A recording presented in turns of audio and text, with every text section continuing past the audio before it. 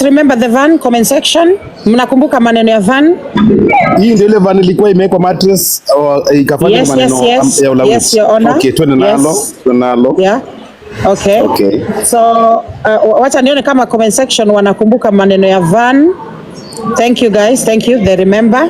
So and then, this is the one. We need a full number plate. Let me just. Yeah, I'm showing many pictures. I'll show several pictures here in senior counsel.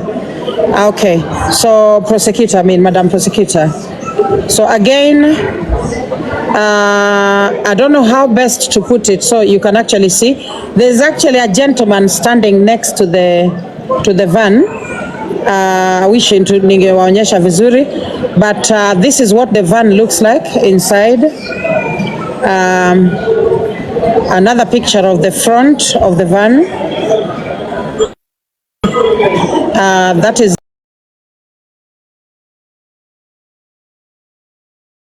Hello guys, it's your girl Patience Status. Welcome and welcome back to my YouTube channel. If it's your first time here, make sure you hit the subscription box and put on the notification bell so that you don't forget any time I post a new video. Remember, I'm the queen of online gossip. So welcome to today's video. Don't forget to give it a like and leave a comment on the comment section. Madam Jacqueline haja appoint mtu yoyote kwenda kumrepresent kwa ile koti. Sasa pale kesi haikuwa. Hiyo koti imekuwa null and void, yani iko bure kabisa. Yani hiyo, acha ni quote one of my presidents ambaye nilikuwa napenda sana, may soul rest in peace, hayati mzee Kibaki. Ni kwamba alikuwa anasema hiyo ni mavi ya kuku tu, mavi ya kuregarega, unaregarega ama kuku. So that is what I saw there. So thank you very much. Na ningependa sana kwa sababu saizi hatuko kotini, lakini tuko katika mawasiliano ya kumsafirisha ama yani kumpatia, yani tunasafiri na prosecutor Madam Lady Jacqueline asafiri vizuri. Yeah, ana travel. Yes. Sasa tuko hapa tunataka aboard ndege vizuri na aendelee. Kwa hivyo natatapiana microphone sije nikawa basi nami pia ni mchoyo wa maneno. Moja kwa moja microphone ichukuliwe moja kwa moja. Ni kwa uno. Thank you. Nitachukua back. Guys, able to power tap. Alafu mcheze na live goal. Leo mumalize live goal jamani. Watu wetu lazani live goal. Aya, niko na the reason why I'm still here. Ilifaa niwe ni board. But the reason I'm still here, wacha niwapatie update kwanza, ni kwa sababu ya hii cheti. Hili cheti, I don't know whether that's Kiswahili ama hiyo ni Dholuo. Ice Viper has subscribed. Thank you, Ice Viper. Thank you so much. Thank you. So that is the thing yenye ilikuwa inanifanya siwezi travel. Nilienda kwa counter wakaniambia pana, kako katoto. Kanahitaji asa nikasema nilikuwa hola tasanta.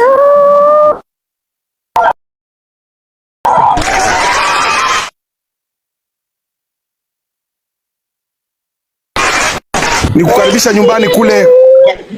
Hiyo ni ishara ya kukaribisha Madam Prosecutor, yani Madam Prosecutor, our able prosecutor nyumbani kule Kenya, yani hakuna matata. Mbuga za wanyama ziko imara zaidi. Twende nalo. Thank you.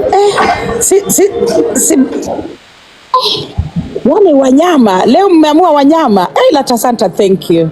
Thank you so much. We missed you. I missed you guys too. Thank you. Wanyama wakuja kabisa. Nilikuwa nasema jaja ongei mtoke. Yani nilikuwa na enjoy. Yani alafu wezi yeka ile laughing emoji kwa post. Sasa kasema quick. At least ni cheke yangu yote. But anyway guys, I am at the airport. I'm traveling back. I'm traveling home.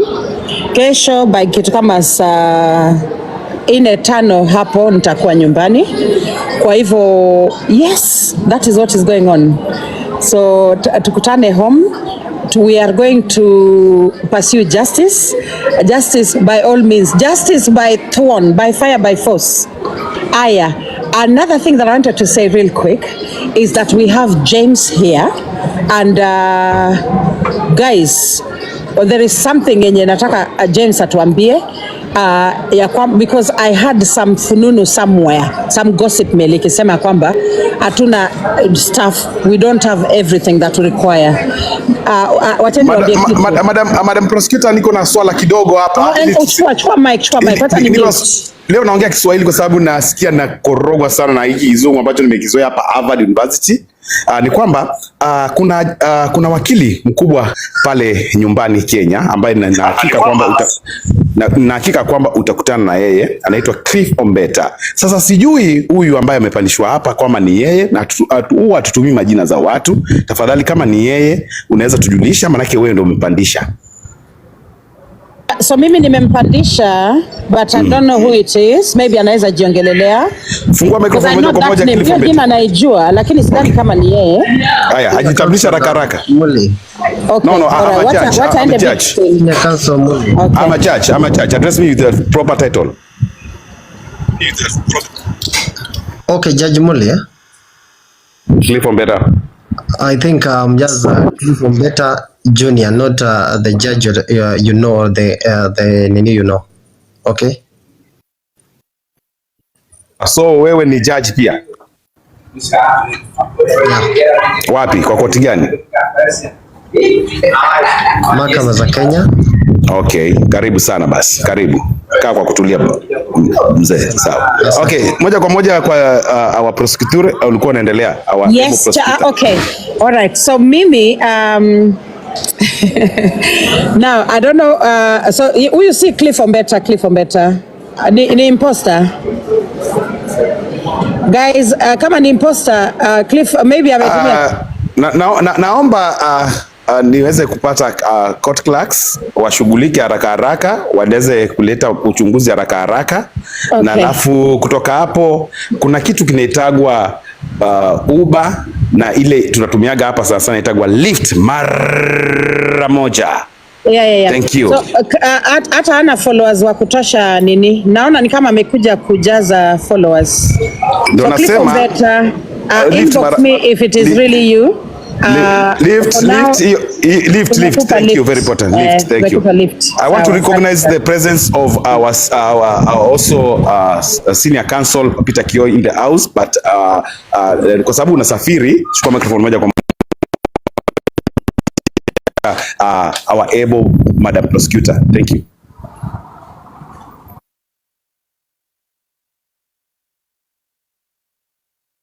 Okay, all right, so I'm going to talk, alafu niwapatie mic. Network yangu is perfect. Mnanisikia? Am I available? Imepotea. Nipo ama sipo? Network, am I there? Everybody, am I there? Huko tunakusikia. Niko? Tunakusikia. And sioni kama network yangu iko. Tunakusikia. Okay, sawa. Thank you. All right, so okay, so mimi nimefungua platform. What I need for us to do is first of all, mniombe, anyone who can pray, niombeni nifike. I am so touched because tuko na shida moja. Our gentlemen,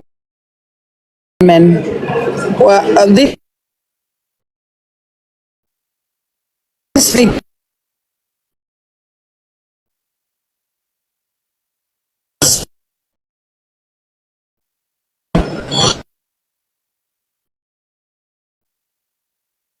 need our and I really need for us to when you inbox me ama wasaidie tu saizi, otherwise mchukue mic mwongee. Mimi sina mengi, I am traveling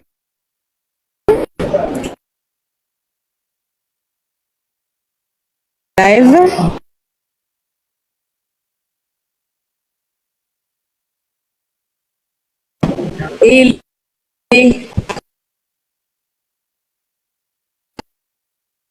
Queen, we can't hear you.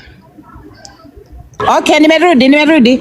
So James, we need, James, all the victims still need support, guys. Msisahau victims wetu wadau. Mjue most of them are white. Naomba urudia kile ulikuwa unasema. Wacha nirudie. Kenya nasema msisahau our victims. Msisahau victims hawawezi fanya kazi. You guys know why they cannot go do their jobs now. They can't. Victim yule mwingine, he is going through a lot sana, and this gentleman also is going through a lot. tafadhali, let's remember them. Tusikae ni kama wako sawa. Unaweza inbox to find out how he's doing and all that. Aya, chukweni mic. Mimi sina mengi. I'm going home. But in fact, kabla mjachukua mic. Prosecutor. Okay. Kabla mjachukua mic, wacha niseme hivi. The minute I land in Kenya, tuko na mengi, tuko na press conferences, tuko na TV interviews. We've got a lot. We are going to make sure this case gets the publicity it requires. And we also have all the documentation. Alafu, we do not need to worry about kushika mshtakiwa. Yeye, when we are ready, we will just go with our Land Rover na tutaenda tu tutambeba na tutampeleka ndani. Okay? Everything that we needed, our file is now in order. Hakuna anything else required. James anaweza waambia. James, confirm tu ya kwamba umeshughulika mpaka uko na kila kitu tafadhali. Bila kwenda into detail kwa sababu maadui wanatusikiza. Chukua mic.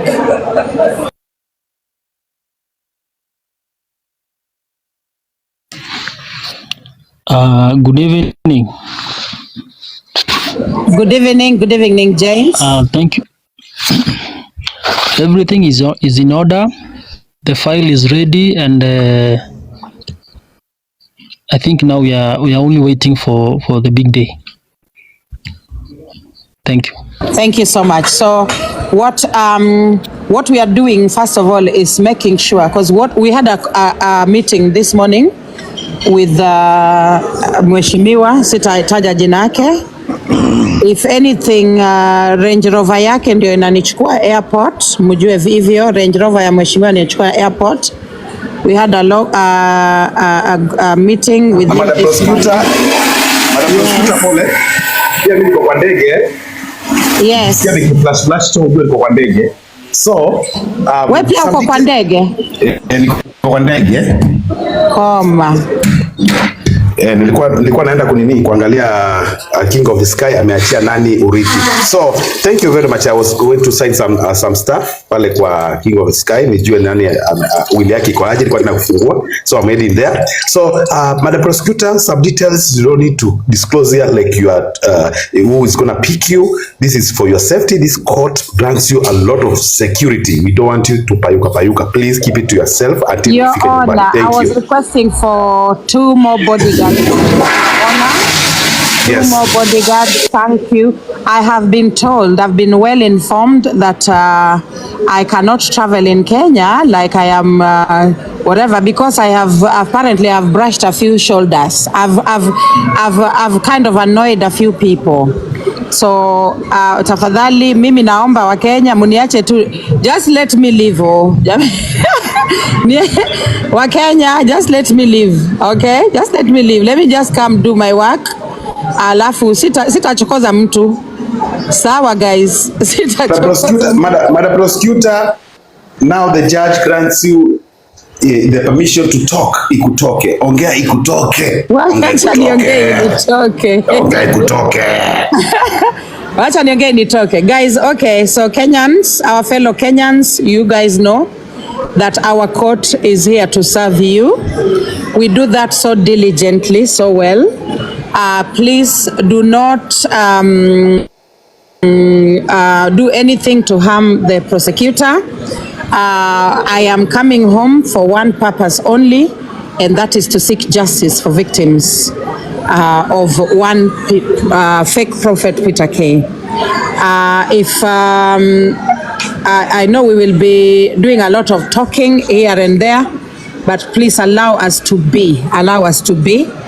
And I'm going to assure this platform that I've got very tight security right from the airport. So niko sawa. Kwa hivyo watu wasiwari ya kwamba my security is bad. Security yangu si mbaya. Pocket money ndio mnirushie pale kwangu tafadhali. Naenda home, sina pocket money, munisaidie na pocket money. Otherwise everything else iko sawa. Nawapenda sana. I love you guys, and let us meet in Kenya. Everybody who is here, tukutane nyumbani. Kuna mtu alikuwa anasema juzi ya kwamba Lady J anatuma tu nini, watoto wa watu ndio wanaenda wana occupy. Guys, I am occupying. On Sunday niko hapo nina occupy kama Lady J. Kwa hivyo tukutane occupy. Tukiwa na press conference, kuja press conference. Okay? If you see us having a press conference, come. If you see us having a meeting as TikTokers, come. Anytime munatuona tunafanya chochote kama TikTok High Court, jitokeleze kuja represent, right? Kujeni, thank you so much for the pink love. Thank you guys. Kujeni, let us do this together. Let us get these victims justice. Let us protect these people. Okay, let us do the right thing by our fellow Kenyans. We have to do the right thing. Okay, so all the things that we required for James, we have everything now. And sadly, I just spoke with one other victim. Amekuwa akitembea, 1 minute ako Kasarani, 1 minute ako Central Police Station, headquarter at DCI. He has been working so hard to make sure everything is in order. Guys, please somebody pass the information to Peter K. He is going to prison by force by fire, and it's actually good that we did not arrest him yesterday. Let me tell you why. Because he could have gotten out within the 24-hour time that is allowed. Angetoka. Saizi we are ready. Mimi nikifika tu Kenya hivi tunaenda tu na Land Rover, tunamokota, tunaenda. We know exactly where. Hata saizi na nitakwambia mpaka the exact room penye yako, I will tell you. Okay, we know exactly where he is. Everywhere he goes, we know. Sawa. So we will just go pick him up and then tuna whatever. There is some information that I wanted to share with you. But chukweni mic before I share that information. Chukweni mic because kuna kitu nataka wajue. So let me Your Honor, allow me to pick the mic please, if you may. Go ahead, Senior Counsel Don. Thank you so much. Much respect again to this court, because this is a court of decorum and this is a court made of wise and very intelligent people. So I'll also, Your Honor, allow me to also take this opportunity to wish our only prosecutor safe flights while she is coming to Kenya. Madam Prosecutor, you're very welcome. We are praying for you. May God protect you. And even while you'll be here, trust me, you will be well protected. You know very well that we love you and we will take good care of you. So you don't worry. Leave the rest to us and you just come. Mungu yuko na wewe. And to the judge, I also want to take this opportunity to thank you for making sure that this court stands, for making sure that this court believes in the rule of law, and also for making sure that together you and the prosecutor, you've made sure that people have been getting justice using this court or maybe through this court. So once again, Madam Prosecutor, karibu Kenya, karibu Kenya. Kuna traditional dancers pale ukifika, tutakuwa tunakuchezea sikuti, oangla na kila kitu. Karibu Madam Prosecutor. Thank you.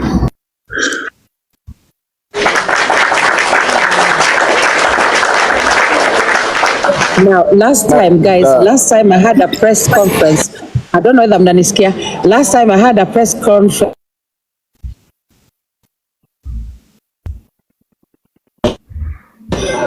Si watu ichara uko kwa haya, Madam Prosecutor mute kidogo. Madam Prosecutor mute kidogo.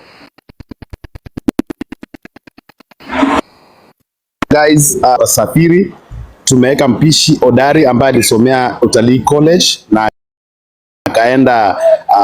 akaenda Hilton, akatembea Sarova Hotels. Is one of the former chefs wa Rais Daniel Arap Moi, na ameserve katika serikali zote atakuwa anapika. We are welcoming the senior chef ambaye anaitwa Chef Sam. Aongee kidogo, atarishie mapishi ya prosecutor wetu atakapofika pale nyumbani. Asante. Chukua microphone moja kwa moja, Chef Sam.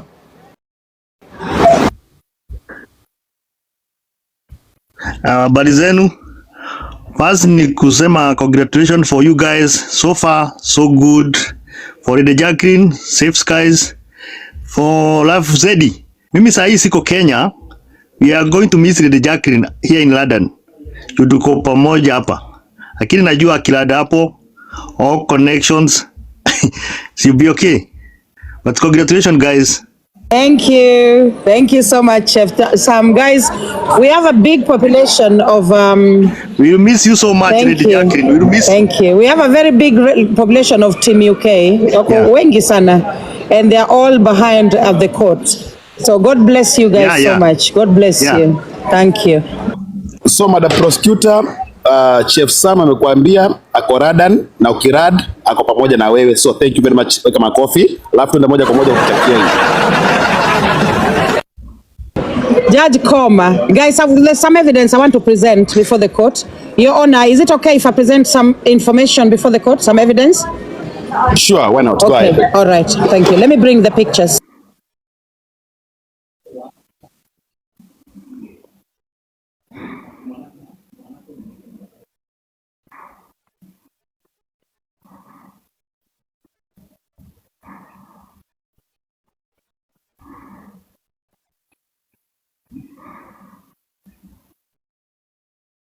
Tio, Madam Tio, can you send me those pictures again?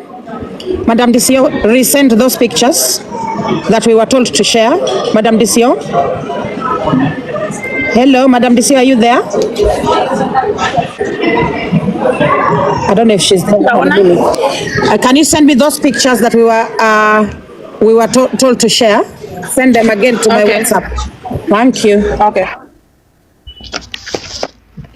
My Lord, as she organizes herself, I would want to send a very serious message with your permission.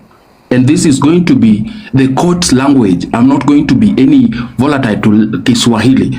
Please.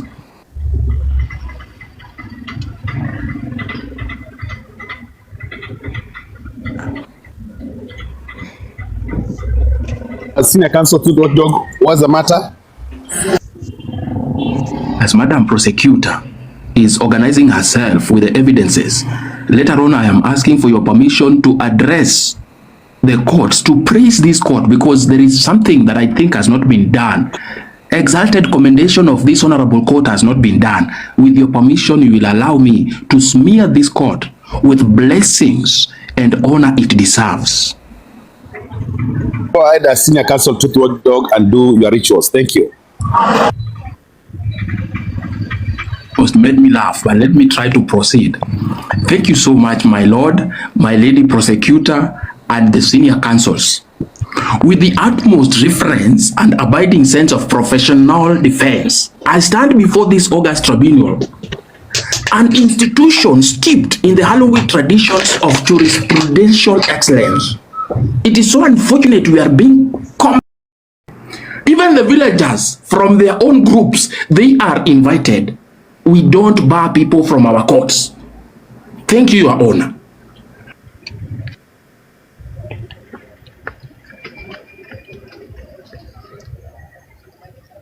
Your Honor, I've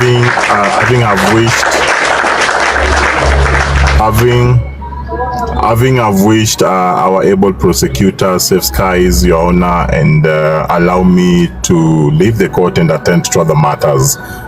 Thank you so much, and the rest of the family, have fun. Senior Counsel, the Don, you should not leave. You're being gifted, you know. Oh, okay. Yeah, people are blessing you. Thank you so much. Madam Prosecutor. Oh, okay.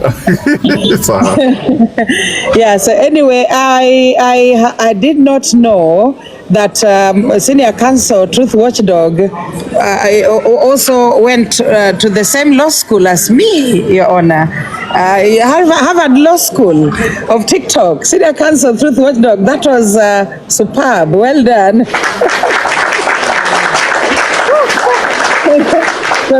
Because there we were taught how to arrange verbs and nouns and, and adjectives and conjunctions properly so that inaingia ilikuingia. So thank you very much, Senior Counsel. I wanted to say this thing. I've got the pictures. I know that naenda kuwaumiza matumbo kidogo, lakini tunaweza tap to 200k ndio nionyeshe hizo picha tafadhali. Mkiweza tafadhali to tap 200k ndio sasa nionyeshe hizo picha. Na nitawaumiza matumbo kidogo, but this was requested that I show these pictures. Thank you very much. Thank you.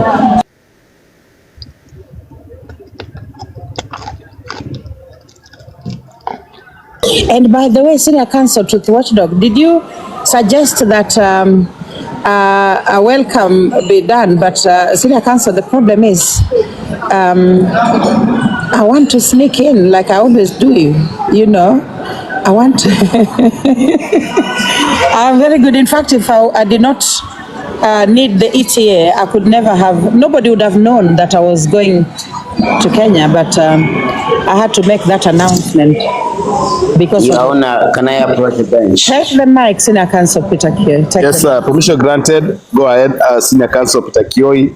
This is the only Senior Counsel who is leading the occupying mission. So take you approach the bench and address the nation. Thank you. First and foremost is to greet all of us and also to wish safe skies to our Madam Lady Justice, our prosecutor, Lady Jacqueline. Welcome home.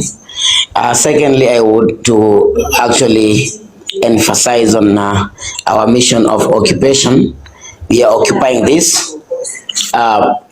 We are occupying it on Sunday, and anybody that is telling us that the place that you are occupying is more fire, please, we will cool it down when you are there.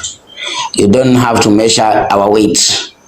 We are going to occupy the place on Sunday. So again, is to tell you guys that I wish all Muslims that are fasting Ramadan, Ramadan. I don't want to say it in their own language because I'm not one, but I wish to tell you that again there is another church that has been added in the list, and after the Sunday that we are occupying on Jesus Winners Ministry, we have another one that we are occupying, on which people have really come up with.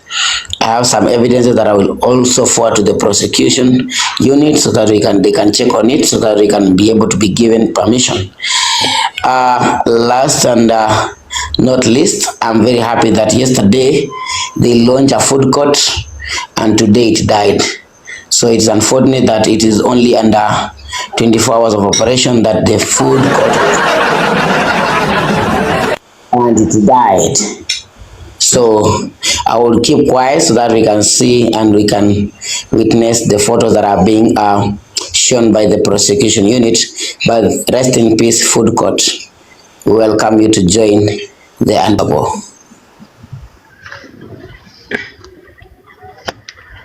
Thank you so much, Senior Counsel Peter Kioi.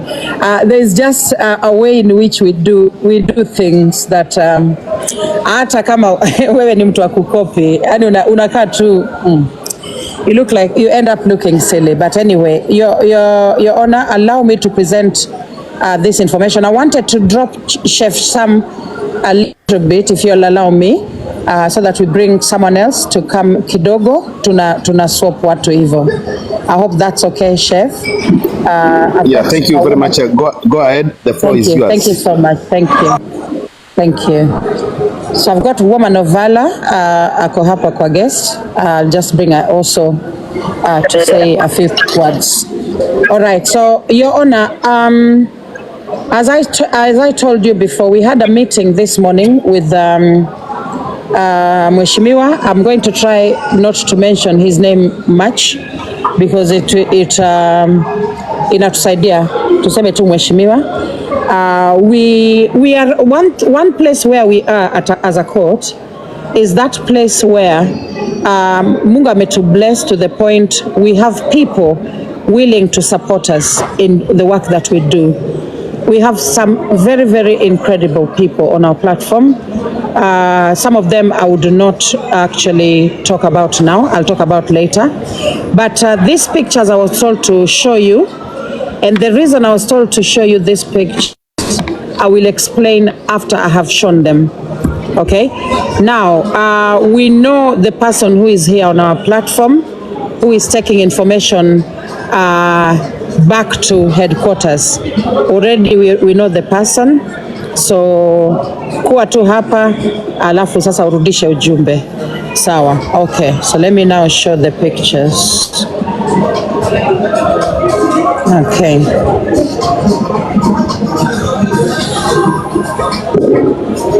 Okay. All right, so ni kama hazija download.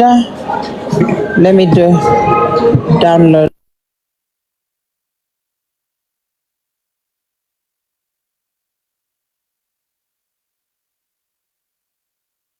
It's about to go down.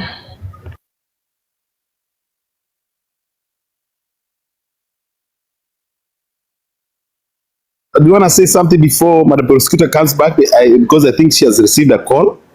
Woman of Valor. Woman of Valor.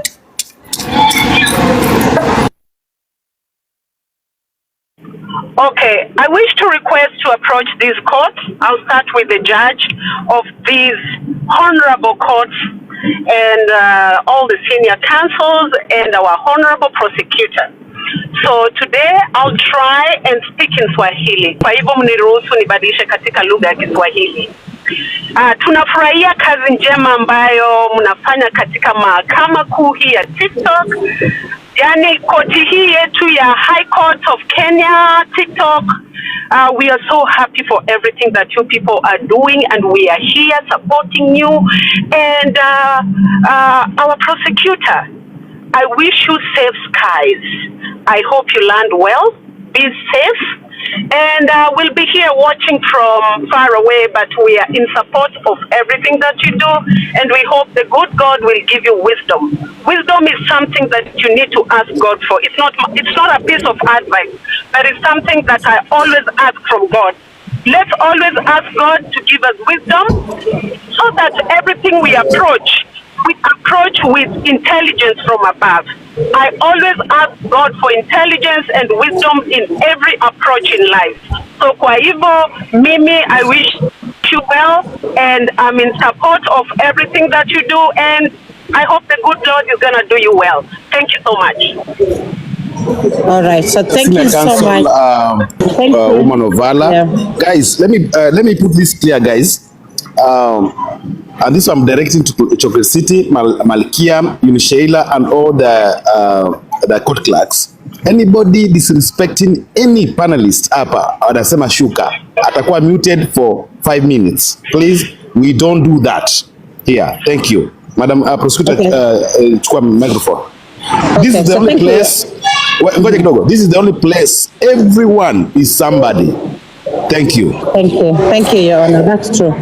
Your Honor, I want to show a series of pictures, and I want to tell these people that we know mwenye anatoa information hapa anapeleka kule. Tunamjua hata saizi yako hapa kwa hii live. Tunamjua vizuri sana. Mwenye anatoa information hapa akiwa anapeleka kule, tunakujua. Jamani, uwe ukijua ya kwamba tunakujua. Tafadhali. Haya. Acha sasa nionyeshe hizi picha.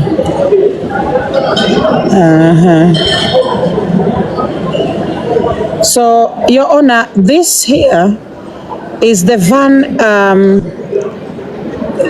in question. This is the van. I've got a series of pictures I'm going to show of it. I hope we all remember the van. I hope we do. Let me just, do you guys remember the van? Comment section. Mnakumbuka maneno ya van? Hii ndio ile van ilikuwa imewekwa mattress ikafanya maneno ya ulawiti. Yes, Your Honor. Okay, twende nalo. Yeah. Okay. So, wacha nione kama comment section wanakumbuka maneno ya van. Thank you guys. Thank you. They remember. So, and then, this is the one. We need a full number plate. Let me just. I'm showing many pictures. I'll show several pictures here in Senior Counsel. Okay. So, Madam Prosecutor. So again, I don't know how best to put it so you can actually see. There's actually a gentleman standing next to the van. I wish ningewaonyesha vizuri, but this is what the van looks like inside. Another picture of the front of the van. That is inside ya van. Na mjue tunajua kila kitu, mko hapa kila siku, mko hapa, mjue tunajua. Thank you. Aya, hiyo ndio van. This is what that prophet. Madam Prosecutor, hiyo ni mattress iko hapo imeraruka hivyo. Ndio kitu kiingie vizuri.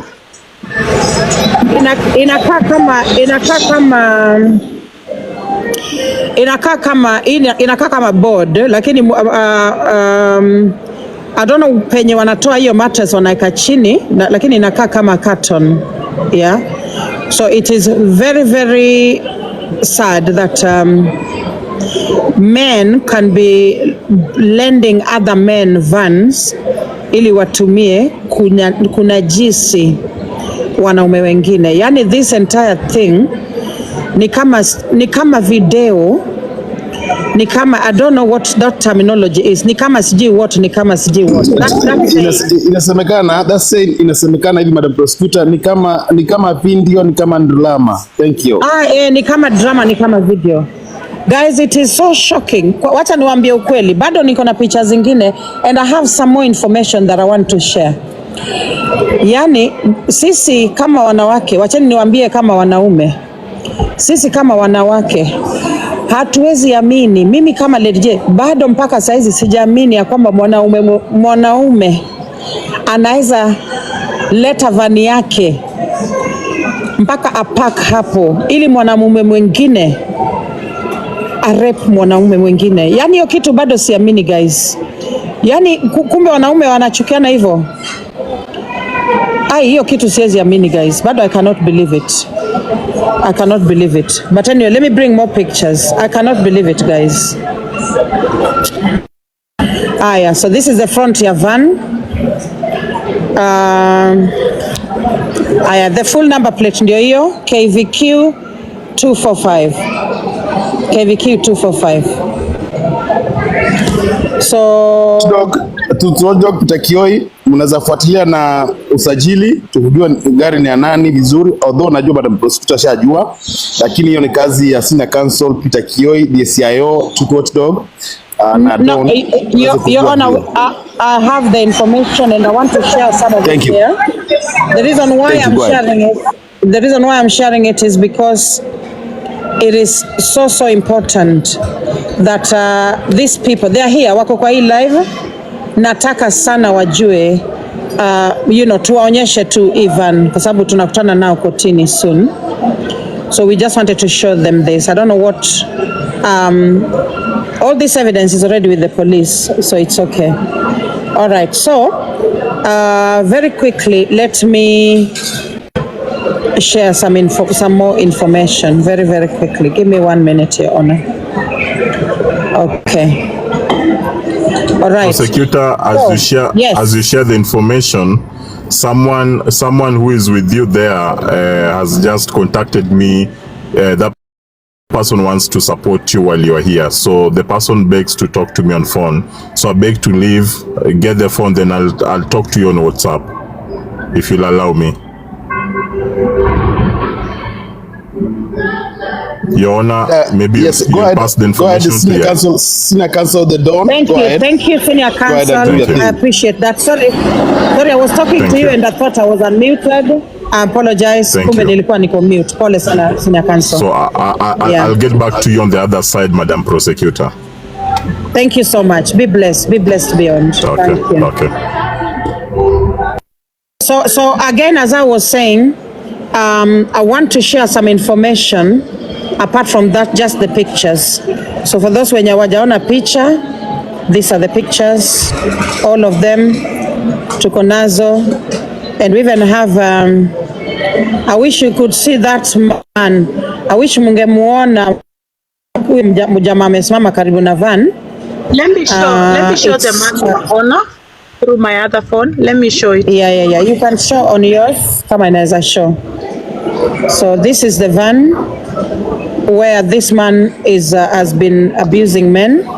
You can imagine wanaume wangapi amewa abuse kwa hii van. I'm very sure the number is big, very, very big. Yeah, very, very big. So it's quite sad. Aya, so let me give this information. All right. So somebody was paid 50,000 Kenya shillings. Aya, wacha niende kwa M-Pesa now. Wacha niende kwa WhatsApp. 1 minute, narudi. Nataka kuuliza hivi. The van belongs to. The van belongs okay, go ahead. to. So the van belongs to Gashoka Mechanics in Nakuru. Thank you, DCIO. Yeah, so you can see the gentleman there. It's not very clear, but you can see that gentleman. Okay. Thank you, DCIO. That's enough. Thank you. Okay, so the van belongs to Gashoka Mechanics in Nakuru. The owner of the mechanics is actually someone with money. Sio mtu mwenye ana kitu. Akona at least pesa. Haya, wacha niwapatie information nyingine very, very fast. 1 minute.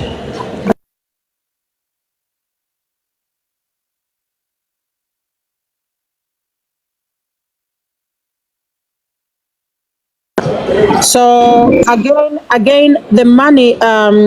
So when the gentleman was arrested, DCIO, can you explain that part? Yeah, 50,000, tafadhali. Because Gashoka White House Mechanics, yeye ndiye alilipa hiyo 50,000. Okay. So ile 50,000, DCIO chukua mic. Madam Prosecutor, before DCIO chukua mic, hiyo gari ndio ni terrorist team ndio walifanywa hicho kitendo ama ndio walileti watu hiyo gari? So hii gari, Okay, allow me to explain the victim when amekuja. Sorry, yes, you'll help me. The victim mwenye ame experience abuse na hii gari mwenye tunamjua, the first one ni James. However, we know that there are more victims, so that is why, Your Honor, that press conference that we will do with the senior counsel, Danston Omari, that press conference will be very, very essential, because then we will be able to actually get more victims if possible. Already tuko na enough evidence to put the man behind bars anyway. So kwa hivyo tuko sawa. But the more victims come out, the better. The more victims come out, the better. So DCIO, take the mic. Thank you so much, Your Honor. Okay, may I take this opportunity to thank God for this far, because if it was not God, maybe hatungefika mahali hapa. Okay, so this fan is the fan that Mr. James told us that alifanyiwa hiyo kitendo ndani ya gari, but sorry, somebody is calling me. Okay, but hakuwa anajua exact number plates and everything, but as I promised you yesterday as a DCIO, I continued with my investigations, and we found out that this is the van that was used to do all that, and they have been using this van to sodomize a lot of our men, our husbands, our kids, and we thank God everything inajitokeza one after the other. So KVQ sijui what even ya kitambo. So when I got these pictures, I called James and I asked him before presenting it to court or anywhere, I have to confirm if it's really that was the van that was used, and James confirmed that the same van is the same van that was used to sodomize him. So there are some people who are supporting this person, wako ni kama kikundi, and we are going to expose them. Wako kama kikundi na ndio wanakuja kwa hii live, na wanakuja kugather information and then wanampelekea Peter. That's why hata jana atungeza kumshika, kwa sababu kuna watu wako hapa walisikia information wakamwambia, akatoroka mbio sana kama Kipchoge Keino. So these people, we are going to arrest all of them also, because wana support tabia mbaya na wako kama kikundi. One of them anaitwa Elijah Mukurino. Kama kuna mtu anajua Elijah Mukurino, is one of the wabakaji, na ndio wanatumia hii van. I think wao ndio walileta van, wakati hao wengine walikuwa nakunywa, wakaleta van, wakakuja wakamuuliza Mr. James, oh, ushampea tayari? So it was Elijah Mukurino. Yes, Elijah Mukurino, namba yake ni 0713 inaisha na 985. Mukurino, kama uko hapa, ujue I know everything about you na tunakukujia. Keep supporting that man na utajuta zaidi. Tushawajua mko kimoja. Elijah Mukurino. Madam DCIO, yes. Huyo Elijah ni yule aliingia kwa gari, akatoa sigara, akatoa kilemba, akavuta. Exactly. Aya, rudia hapo alafu uendelee na kuleta Elijah Mukurino katika limelight.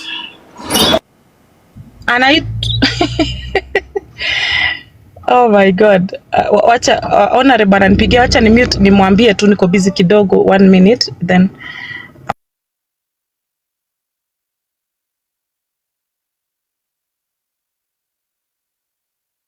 Na mtu anajiita JB hapa, jitambulishe kitambo DCIO arudi katika line. JB, your honor, kama wewe ni JB Kiparangoto aenda kapiga mandazi. Nataka kujua ni nani because hapa tunapenda watu. Okay, JB. Yai, unajua ile kitu inaendelea hapa? Naelewa. Haya, ongea haraka haraka basi, hatuna time nyingi sana. Kwani ni haraka haraka gani? JB, niko UK, niko na Lady Catherine hapa. Hatujauliza kule huko, tumekuuliza unajua kenye inaendelea? I know. Haya, tuambie wewe kazi yako ni gani hapa juu? Kwenda hapa juu ya Jackie, anafanya kazi mzuri. Juu hatuwezi goja watu Haya basi, shuka chini ukamngojea huko chini na kazi mzuri. Hapa sasa tuna deal na criminal na victims. Yeah, good. Thank you. Okay. Thank you so much. Ningeomba tu, Your Honor, the wakili senior counsel Ndegwa Njiru is here. Ndegwa Njiru, the here. Wakili is here. Wakili is here. Can you hear me? Your Honor, yes, I can hear you. Yes, I can hear you. I will hear you. Wacha mute kwanza. Wacha tu that information was we were told to share it. We have shared it. Now you guys can give Wakili our plans. Just because my network is bad, just let him know that I'm flying from London this evening. I'll be in Nairobi in the morning. And chukueni mic guys. My network si poa, so chukueni conversation. Talk to Wakili guys. Big screen, tuongee na yeye. Okay, Your Honor, can I finish presenting and then we welcome? I think unaweza endelea kama uchukui muda mrefu, alafu tutaengage na Wakili Ndegwa Njiru. Okay, namalizia. So nishaelezea the people who are supporting Mr. Peter wanampeleka information from our platform, and then another person, the owner of the van now, the owner of the van anaitwa Gachoka, ni mechanic, akona nini kubwa sana hapo White House, akona garage kubwa sana hapo White House, na bado anaishi White House Nakuru. So the second person ana support Peter is a person called Gachoka. Is a mechanic hapo White House na anaishi bado White House. Garage yake kubwa iko White House. And the same person is the same person alitoa 50,000 wakati Peter alikuwa ameshikwa, akatoa 50,000 ndio aweze kutolewa. So that was Gachoka mechanic. So guys, Gachoka and Elijah Mukurino, keep supporting this man. But I assure you, I'm coming for you. Mushajua that I have all the informations about you and I have your phone numbers and where you are. Tutakuja kwa hiyo garage na tutabeba magari zote. So keep supporting this man. So the earlier the better. Jiondoe. Anyway, mutaenda kuandikisha statement. Museme. DCIO, thank you very much. Your job was kutuletea kila kitu. Thank you very much. Now guys, we are honored in this court. Wakili Ndegwa Njiro, welcome on board. This is TICC, TikTok International Criminal Court. It serves globally, worldwide. I'm the judge. The lady below there, the lady that you just spoke with, is the prosecutor of this highly respected court where justice is served. Now, Mr. Wakili Ndegwa, ujambo, karibu sana. Introduce yourself. Thank you. Thank you very much, my lords and my ladies and the members of the International Criminal Court, which appears to be the most active court at the moment insofar as prosecuting heinous crimes against humanity is concerned. I am greatly humbled to have been granted an opportunity to address this distinguished court, and I can see the membership is quite big. I had the opportunity of weighing in yesterday. I listened to the entire proceedings. Unfortunately, I didn't have the opportunity to address the court. I was called by people as far from London, informing me that the court was in dire need of my services. And as a people's servant and as a social engineer, I made it my obligation to appear before the court today so that I can be of use to the members of the court and so that I can be of use to the members of the public. Perhaps I need to mention that this is one of the most progressive approach or platform that is helping our people resolve most of the challenges that are existing in our society as at to date. Unfortunately, the situation that we find ourselves in as a country is a self-imposed or a self-created situation, because it is we ourselves who decided to put into place this rogue administration. Having said so, it is therefore our obligation to make sure that we take it upon ourselves to remove from power through constitutional means this rogue administration.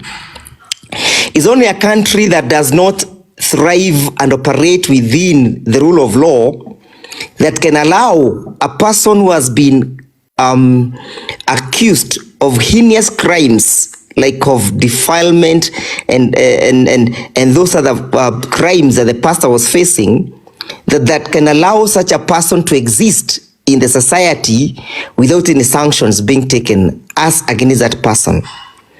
When you see such kind of traits, what should ring into your mind is that the country has gone to the dogs, and the country has completely, the rule of law has completely broken down. When you see such kind of actions taking place, it should tell you and create a warning that we are on our own, and the regime that is in power at the moment cares not about the rule of law, cares not about the dignity of our constitution.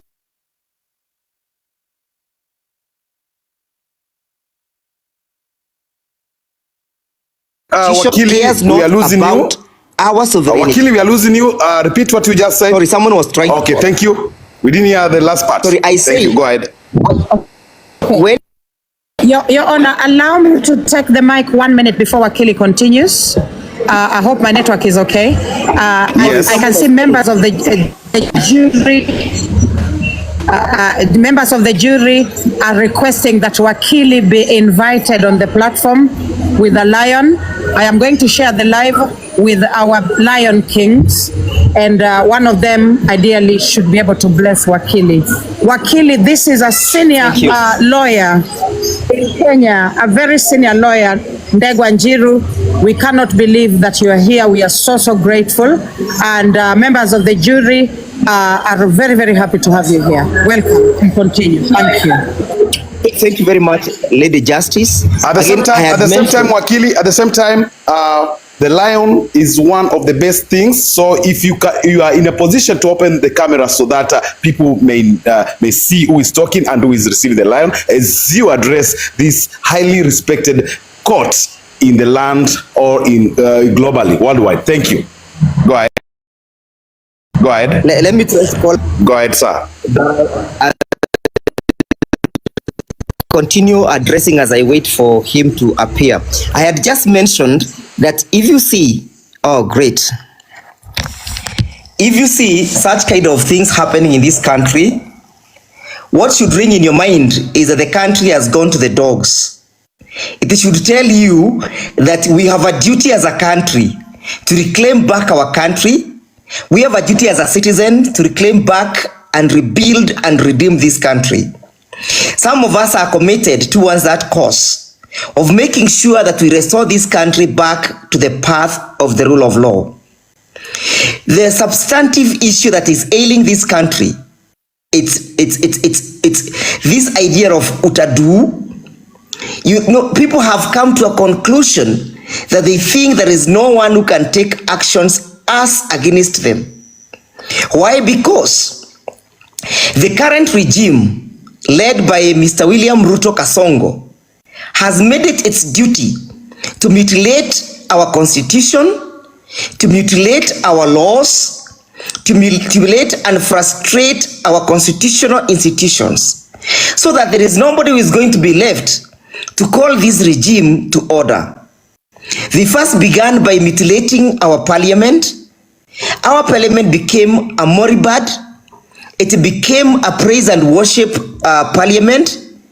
It negated its duties of representing the people, offering oversight to the executive and legislating.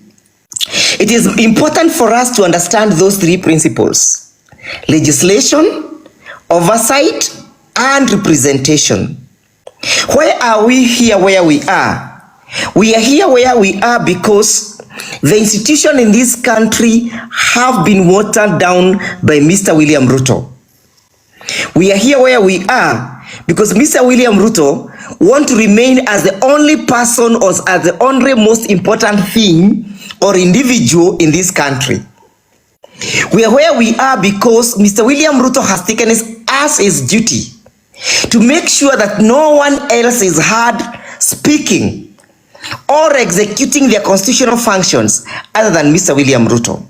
Why do I say so? We began this journey last year when we realized that our country has gone to the dogs. We took the streets and Kasongo responded with fire, responded with water cannons, responded with tear gas, responded with bullets, instead of him asking himself, why are my people rebelling against me? It is akin to what happened in 1776 in the French Revolution, when the Queen Marie Antoinette heard that the people were revolting against King Louis XVI. Instead of her asking why people were revolting and addressing the plight of the people, She responded in a contemptuous way by telling the people, if you cannot afford to eat bread, go and buy cakes. That is exactly what Kasongo is doing to us today. Instead of him responding to our plight, he is becoming arrogant, is becoming unruly, is becoming abusive, he is becoming contemptuous on us. You know, he has lost all the tenets of a people's servant. And that is why we have therefore decided, and that's why you can see this court is in existence today, to exercise our power and our sovereignty to directly challenge Kasongo. To tell Kasongo, even where you think that you are going to mutilate our constitution, even where you think you are going to mutilate our institutions, we the people shall directly exercise our power to challenge your actions, to challenge your conduct, and to make sure that we hold you to account. For example, how is it possible that one individual can take 20 million Kenyan shilling and give it to an individual? We all know that Kasongo's salary per month is 1.4 million. How was he able to accumulate 20 million from his savings so that he can have enough even to award to these pastors?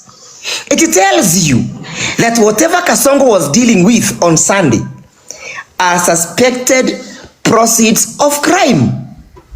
And then how can we then be convinced to keep quiet, watch, and stare when an individual who appears in the name of a president trades or gifts proceeds of crimes to a Kenyan? It is our responsibility to call that individual to order. And therefore, what should we do as a people?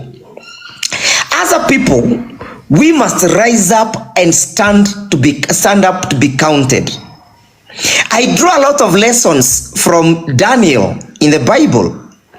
When Daniel was called upon by King Nebuchadnezzar to eat the food that the king had prepared, he stood to his ground and said, I am not ready to defile myself with the king's food. I refuse to feed this food. And subsequently, he was thrown to the den of lions. That is a similar situation we find ourselves in. There must be men and women who are going to rise up and say, we are not going to feed from the king's defiled foods. We are not going to be bribed to keep quiet. We are not going to be given jobs to silence us. We are not going to be intimidated to silence us.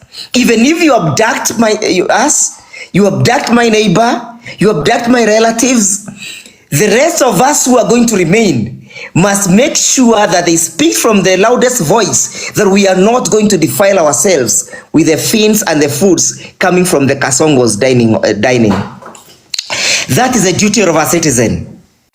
It's a solemn duty that we can have at the moment so that we can reclaim and redeem our country.